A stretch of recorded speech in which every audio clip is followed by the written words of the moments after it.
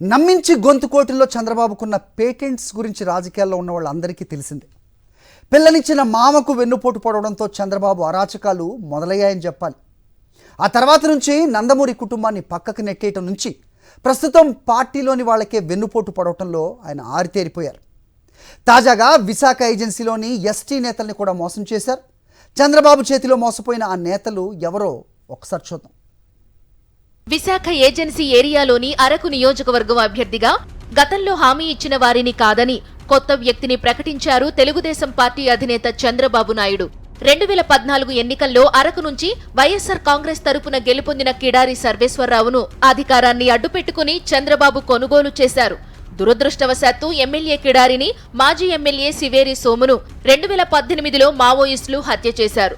2019 ఎన్నికల్లో సోము పెద్ద కుమారుడు అబ్రహీంకు సీటు ఇస్తానని చంద్రబాబు ఆనాడు హామీ ఇచ్చారు. అయితే 2019 ఎన్నికల్లో ఇచ్చిన మాటను నిలబెట్టుకోకుండా కిడారి సర్వేశ్వరరావు కుమారుడు శ్రావణ్కు సీటు ఇచ్చారు. ఈ ఎన్నికల్లో శ్రావణ్కు సహకరిస్తే 2024 ఎన్నికల్లో సోము కుమారుడు అబ్రహంకు సీటిస్తానని వారి కుటుంబానికి చంద్రబాబు మరోసారి వారికి హామీ ఇచ్చారు. చంద్రబాబు నైజం తెలియని సోము కుమారులు బాబు మాయమాటలను అమాయకంగా నమ్మారు. 2024లో సీటు ఇస్తామని చెప్పిన చంద్రబాబు ఇప్పుడు వారితో అవసరం లేదని దన్ను దొరకు అరకు ఎమ్మెల్యే సీటు ఇస్తున్నట్లు అరకు బహిరంగ సభలో ప్రకటించారు.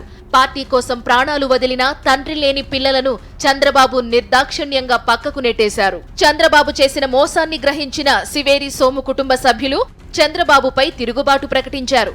వచ్చే ఎన్నికల్లో అరకు నుంచి టీడీపీ రెబల్ గా పోటీ చేస్తామని హెచ్చరించారు. పార్టీని నమ్ముకున్న వారికి తెలుగుదేశం పార్టీలో గుర్తింపు లేదని అసంతృప్తి వ్యక్తం చేశారు. చంద్రబాబు మాయమాటలు నమ్మి తాము మోసపోయామని మండిపడ్డారు. తమను కాదని అరకులో టీడీపీ ఎలా గెలుస్తుందో చూస్తామని చంద్రబాబుకు సవాల్ చేశారు. తమ తండ్రి చనిపోయినప్పుడు కుటుంబాన్ని ఆదుకుంటామని హామీ ఇచ్చిన చంద్రబాబు తమను మోసం చేశాడని సోముకుమారులు ఆవేదన వ్యక్తం చేశారు. అబ్రహాంకు సీటు లేదని చంద్రబాబు చెప్పడంతో కార్యకర్తల్లో ఆగ్రహం కట్టలు తెంచుకుంది. టీడీపీ జెండాలను కింద పడేసి కాళ్లతో తొక్కారు. టీడీపీ కటౌట్లను చించేశారు. చంద్రబాబుకు వ్యతిరేకంగా నినాదాలు చేశారు. ఎంతో తెలివిగలవారం అనుకున్న వారిని కూడా మోసం చేసే చంద్రబాబుకు అడవి బిడ్డల్ని మోసం చేయడం ఓ లెక్క అని గిరిజన ప్రాంత ప్రజలు వాపోతున్నారు.